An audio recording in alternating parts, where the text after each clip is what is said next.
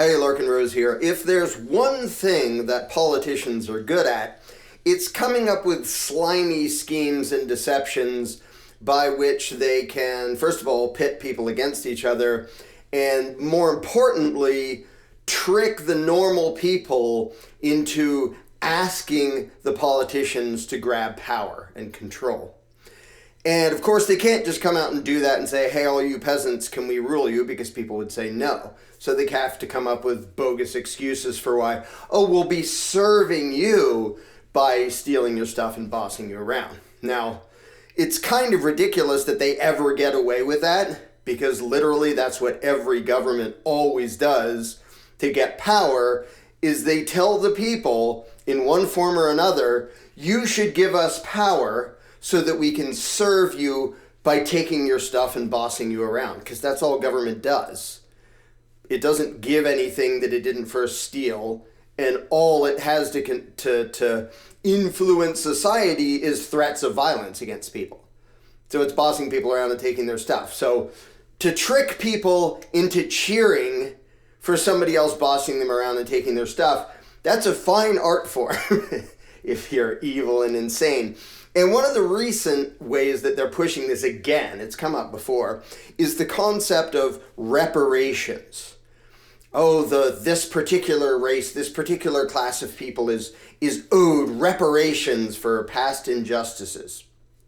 Now, a lot of their most clever slimeball schemes are based on picking real injustices and things that really shouldn't have happened and people actually being unfairly victimized and trying to use that to gain power for themselves. And they do this with everything. Everything that comes up, they'll use as an opportunity to go, oh, that's so unfair. Give us power, we'll fix it. Give us money and power, and don't worry, we'll make everything fair again. They always do this in every direction. It is never about helping you. It's never about making justice prevail. A fine example that I often mention is that we went from legalized slavery, which is profoundly evil, to forced segregation, where government thugs made sure whites and blacks wouldn't mix. And they went right from that to forced integration to make sure whites and blacks didn't have freedom of association to decide who they were going to associate with and deal with and where they were going to go. We're going to forcibly keep you apart, and then we're going to force you together. Instead of just letting individuals, in both cases, decide who they wanted to associate with and who they wanted to hire and where they wanted to shop and all that. Like, let actual freedom sort this stuff out. Government never does that, because freedom is the opposite of them having power. So they are always the enemy of freedom. So along comes this concept of reparations. And it's a clever scheme for them to use for a number of reasons. First of all, it's completely unquantifiable. You can point to somebody and say, well, your ancestors were victims of this horrible institution known as slavery, and that is true. Doesn't mean they were. Well, sometimes it's true. Sometimes the people here who happen to have that skin color, they don't actually have ancestors who were slaves. Sometimes they have ancestors who were slave traders and not slaves. But it doesn't help for the people in power to actually be precise and clear, because then you would actually get fairness and you would actually get justice. And they don't want that, because that doesn't give them with power. So they need the generalities. They need people thinking in terms of groups. So they need this huge group called black people, which is utterly impossible to define, to think that they're owed something from this other huge group called white people, which is utterly impossible to define. Well, how much? So sometimes I'll come right out and say, if somebody's like, we need reparations, okay, If some black person is telling me that, what dollar amount do I owe you? Me personally, what do I personally owe you personally for reparations? And they're like, but I don't know. I don't know either. I'm pretty sure it's zero, but I don't know either, because I didn't do anything to you. I didn't do anything to your ancestors. But as long as there's this vague sense of there was some huge injustice, which there was, slavery is about as evil as you can get, And we're going to point to that injustice and say, these people are entitled to reparations, to a payment to make up for that past injustice. Society owes them something, is something government loves to say. Oh, okay, well, let society know and have society write a check to these people. Oh, there isn't such a thing as society, is there? There's just people. There's individual people who own stuff. Like, if I owe somebody something, there's an amount. And I personally owe somebody personally. I can't owe a race of people or a country, nor can a race of people or a society or a country owe somebody anything. That's a giant collection of individuals. So, okay, what do I owe each black person for reparations based on things I didn't do? Now, on a practical level, even when you get one step away, it already becomes a nightmare to figure out. Let's say somebody stole a car from somebody, and then they sold it to somebody who didn't know it was stolen. So somebody saved up their hard-earned money, and I really want to buy my daughter a car, and we're really poor, but I've been working overtime to raise this extra money, and I finally bought this used car for like a couple $1,000, and I'm so grateful, and now my daughter has her first car, and it's really awesome. And then they find out this guy stole it from somebody else. Okay, well, what's the reparations? Like, it's that guy's car. That's clear. So that guy is owed a car by the guy who stole it.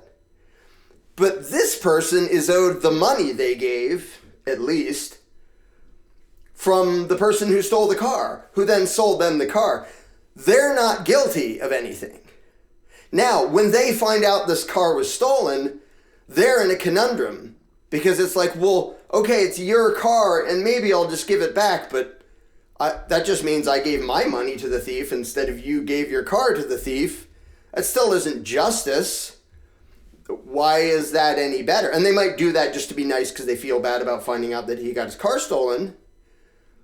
But the only one who owes anyone anything is the person who actually stole it. Now, if they gave it to somebody else or sold it to somebody else who knew it was stolen, it's like, oh, cool, good deal on this car because you totally stole it from that guy, then that's basically a collaboration. It's a conspiracy to commit theft. And if they both get forced to give it back to the person with interest, I'm fine with that. But reparations based on even just one step removed from the actual perpetrator to the victim is already really dang hard to figure out how to do it.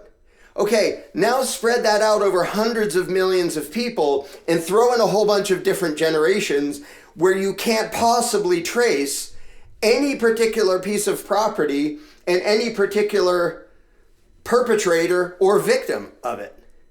And you can go back and say, well, my great-grandfather on my mother's side was a slave for however many years.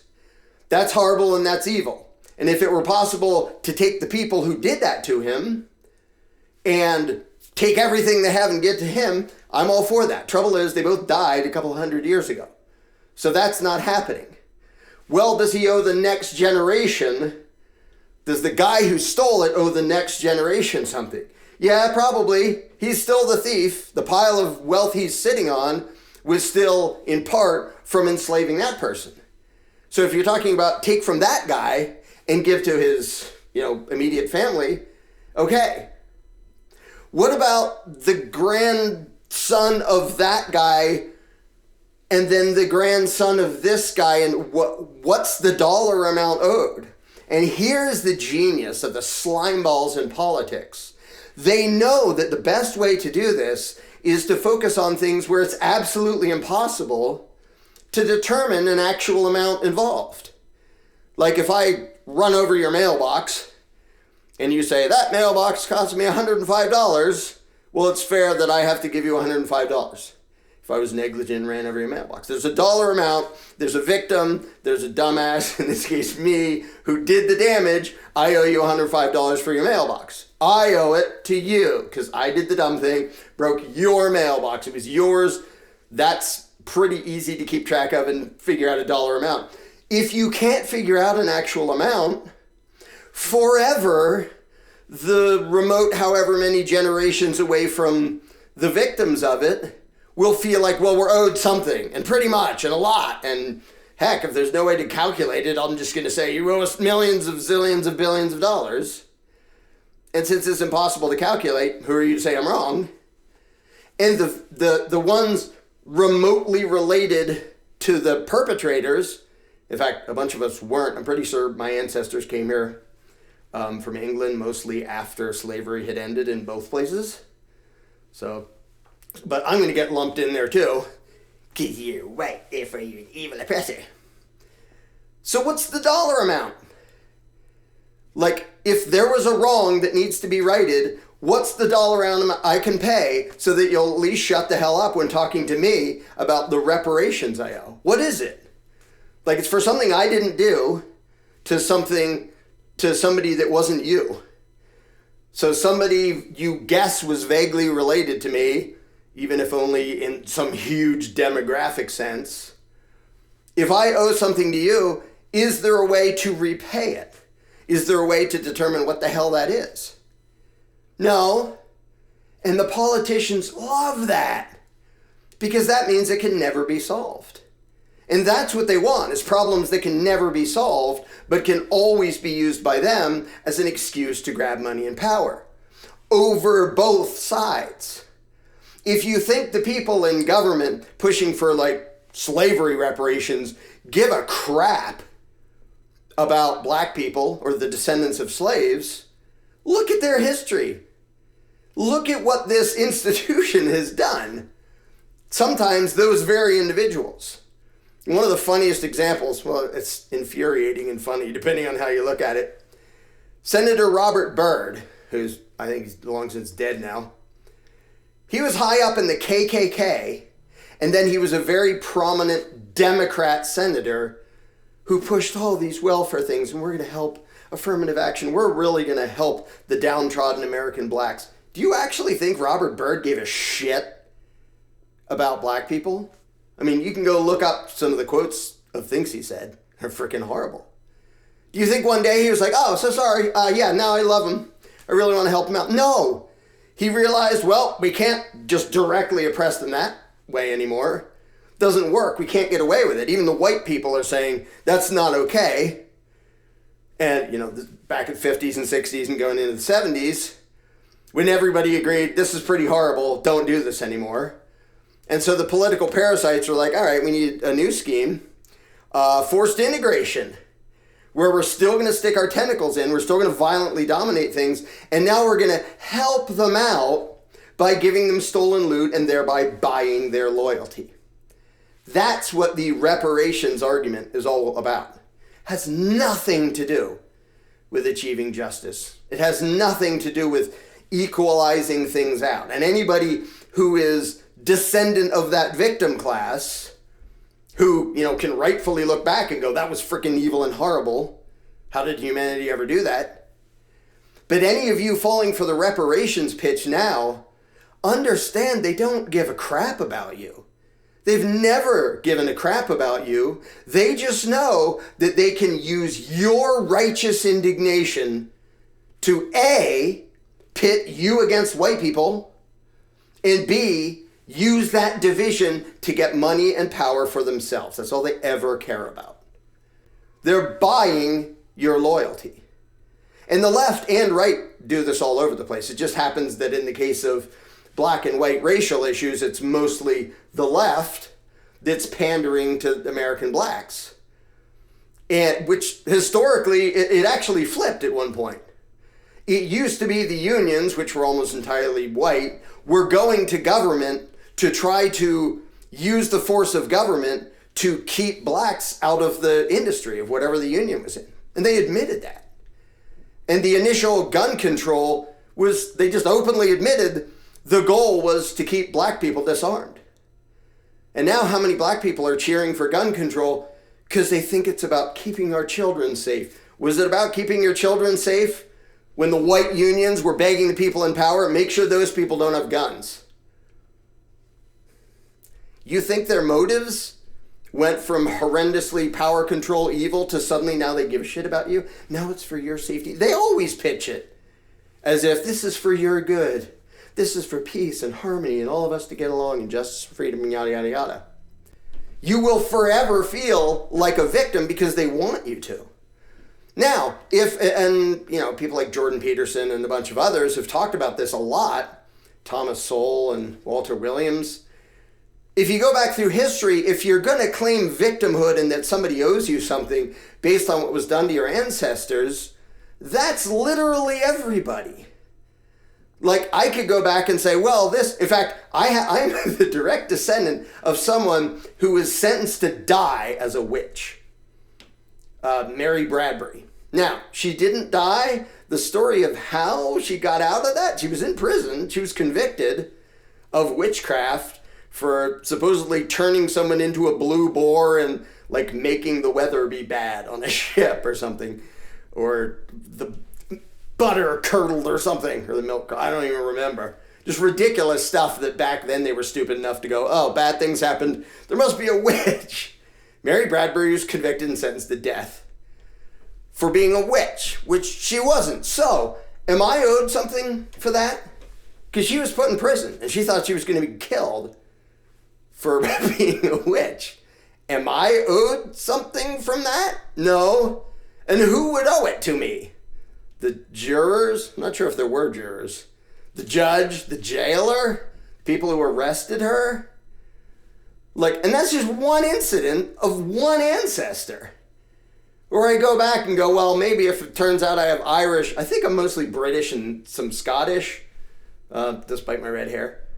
If I find out I'm Irish, well, the Irish were treated pretty damn badly in this country for a pretty long time. Am I owed something? Does it matter when my ancestors got here? If I'm related, it's impossible to figure out, and we all know it's impossible to figure out, and the politicians know it's impossible to figure out, which is why they harp on it. And so out in California, you have these ridiculous astronomical amounts of, we're going to give every black person $1 million. From where? Society will write a check. Society doesn't own anything. What they're saying is, for every black person in California, we will rob everybody in California, including all the black people, and the Hispanics, and the Chinese, and every single group you can think of. We're going to rob them all, and then give that person $1 million. First of all, the likelihood of that happening is 0. If that actually passed, everybody would leave California, and rightly so, or just have a revolution or something. Because it's not only is it just insane morally, but economically, you would absolutely crash the entire state, like they've been doing for ages, but that would just speed it up. But okay, everybody in California is going to give this person $1 million. That's just one. They're going to give everyone $1 million. And, I don't expect that stupidity to pass. The point is why they bring up these games at all. So you're going to rob everybody, including black people, to give that person $1 million. There, now we're done. Are we done? No, they'll bring it up again. But let's pretend that happened. What was gained? You robbed everybody in the whole state to give that person some money. And government took its cut along the way. So of the working class, they didn't gain anything. It got moved around and they got pitted against each other with the whole divide and conquer thing. And the people in power got wealth and power and influence and bought the loyalty of that person. Because you can damn well bet for the rest of his life, that person will vote for the person who robbed all his neighbors to give him free money. And it's the exact thing that happens in the other direction. Whether you're pointing to normal welfare or corporate welfare, it's the same thing. Some meanie white business owner of a corporation can go to government and say, there's this competition over here. Can you guys pass a regulation to put them out of business? And this happens a lot. And then government goes, oh, okay. Yay. Well, now the corporation is loyal to the politicians who did that for him, and they know it. And he's going to give donations to their campaigns. And in return, he's going to get the favor of government violence against people he doesn't like. So they're playing this game against all of us. They're playing it black and white, rich and poor, everything against all of us. And it only works as long as we fall for it. But if you think reparations has anything to do with making up for past injustices, then you just need to think more clearly. It has nothing to do with that. It has nothing to do with trying to rectify old horrendous injustices. Because if it did, it would be about, all right, who actually did this? Is there a way to trace this actual property to, which there isn't anymore. But if it happened 10 years ago, and you actually said, well, that guy enslaved those people, take his plantation, maybe lock him up, chop his head off, and give it to those people. Okay, if you have the victim and the victimizer, and you know what happened, and you can sort of figure out what they're owed. It's hard to figure out what somebody's owed for being enslaved, because that's as bad as you can get. That's perfectly fine. Guess what nobody in government was doing when you could actually still point to the people who had victimized the slaves? Nothing. Because the rich and powerful people who just owned the slaves owned the government.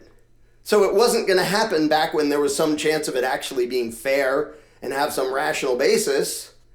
This scheme only works now when it's so many generations removed that there's no possible way to figure out, like, how much does this person owe that person? Well, I owe you $3.73 because my great-great-grandfather is a cousin of somebody who... It's ridiculous. And because they talk in generalities, well, this category has had a big overall disadvantage. Well, did I make that happen? No. Am I the one who owes them something for? Oh, no. People don't owe them. Society, the country owes them. There's no such thing. Now, there's one thing I would go for, which never in a million years will you hear government suggest this, or any politician ever suggest this. The government that made lots of money off of taxing everybody under the sun, if somebody wants to completely dissolve government and sell all their assets and give it away to former victims of government violence, have at it. I won't get in the way. But that's not what they're talking about. These rich, pompous, power-happy bastards in office, they're not talking about giving away what they have to the victims of past oppression, including the victims of past oppression at the hands of the U.S. government. Even when that's immediate, even when they just frickin' did that, they still don't give their own wealth away.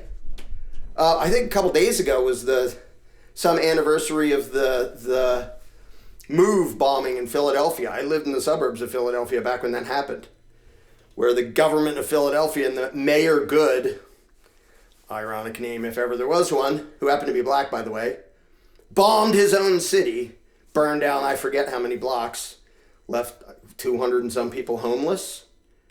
Well, we definitely need reparations to those people. Oh, are the politicians going to pay? No, they're going to rob all of us, and we're going to pay for the evil they did. That's what government always does. You think they give a shit about you and making anything fair? You think they actually are ever going to give up 1 penny or 1 ounce of power to rectify some past injustice? Even when they commit just terrorism and mass murder.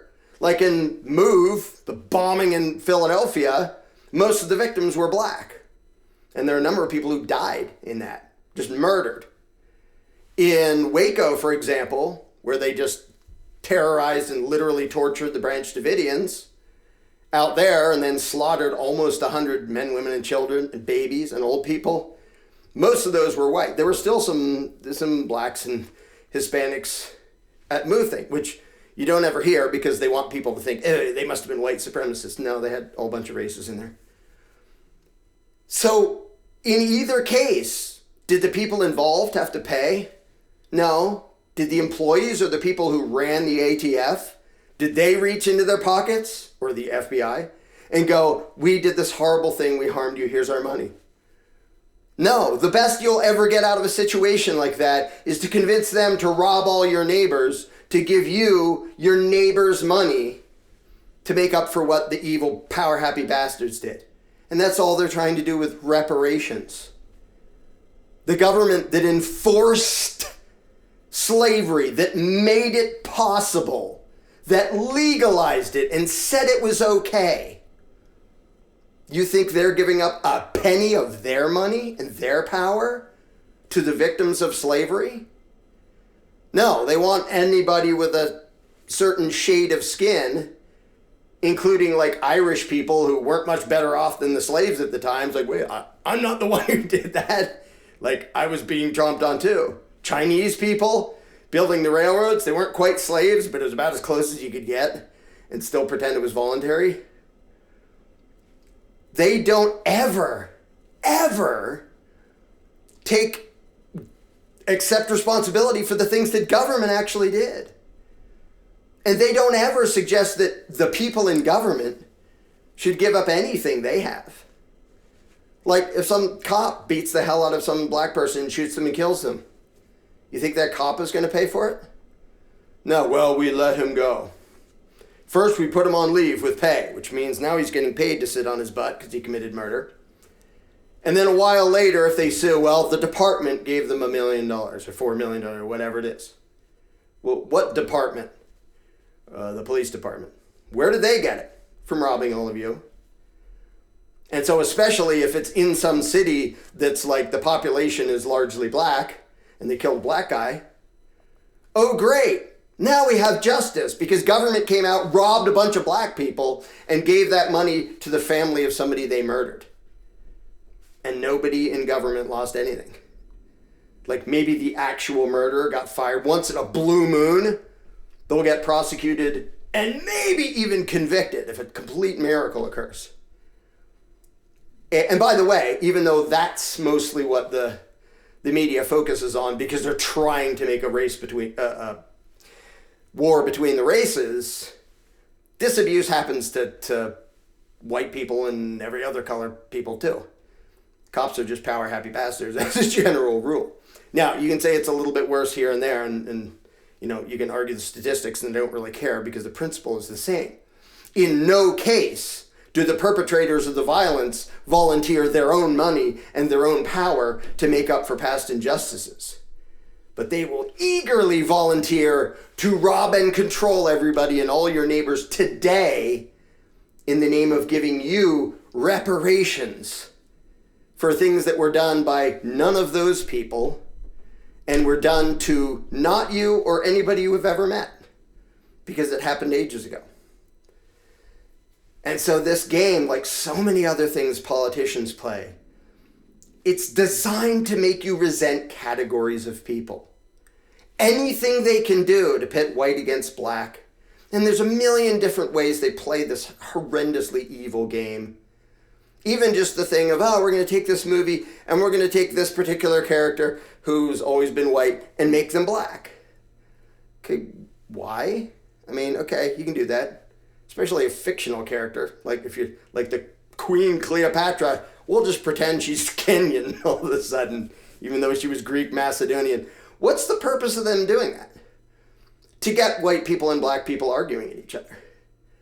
And, you know, maybe sometimes it's just random, but it happens so stinking often that it sure looks like they're trying to divide whites and blacks. Well, you know what? Being Whitey McWhiterson here, you know what I want for black people? Not just in this country, but around the world? Complete freedom. I absolutely acknowledge the self-ownership of everyone in the world. I don't give a crap what your race is. Don't care where you were born. If you're not committing aggression against somebody else, I want you to have absolute freedom. And assuming I would have had this same mentality were I born back in slavery days, that would have put me on the Underground Railroad trying to help slaves either fight back or resist or escape or some way or another not be victimized by that. So am I really the one that you should hate for past injustices committed by other people against other people that neither of us ever met because they were dead before either of us were alive? Because I guarantee that for myself and the vast majority of people I know, which includes a whole bunch of races and colors, we want freedom for you way more than any politician will ever want it. So if those politicians, oh, we want to make up for past injustices, how about suggest that they don't tax you anymore?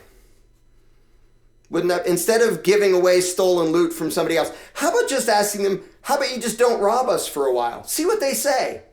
Because if their goal is actually fairness and making up for past injustice, which it isn't, shouldn't they be happy to go, oh, okay, we just won't rob that segment. Now, it still wouldn't be fair to rob this segment and not that segment. It's still going to pit people against each other. But try suggesting that. Can we just have a tax exemption? Like, stop robbing us? If you want to give this group some benefit. No, we can't do that. We can't not rob you. We can't not control you. We can't not kick down your doors and drag you away and put you in a cage if you have a substance we don't approve of. We can't pass all manner of laws that get in the way of you trying to have a job and earn a living and not be broke in the process. We can't remove our tentacles from your life, but we can try to trick you into asking us to stick more of our tentacles into other people's lives so we can give you stolen loot and buy your loyalty. Because that's the only thing they ever care about, is their own power. So ask them. I want to see a movement of people who, if you think reparations are justified and necessary, instead of asking them to rob me, because I didn't do anything, as far as I know, my ancestors didn't do anything. We weren't even in the country when slavery was happening. Instead of asking them to rob me, how about if you ask them to not rob you? Because guess what? I will be first in line with you asking them to not rob you. Now, what does that tell you about who you should resent and hate? It isn't me. It isn't people who believe in freedom. It's the people who are trying to trick you into selling your soul to a bunch of opportunistic, insane crooks.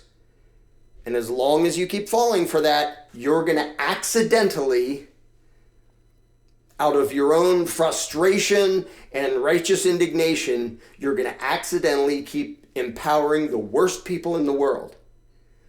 And if you happen to be black and you know the history of what the U.S. government and the state governments have done to black people in the past, why the hell would you fall for their games now to empower them and hate people like me when we want you to actually be free? Ask yourself that. In between your emotions and your righteous anger and anything else, look in a mirror and tell me, is what you want peaceful coexistence and freedom? Or is what you want the violence of government to give you an unfair advantage to make up for the past when the violence of unfair government gave somebody else an unfair advantage? Are you just the next tyrant waiting to happen?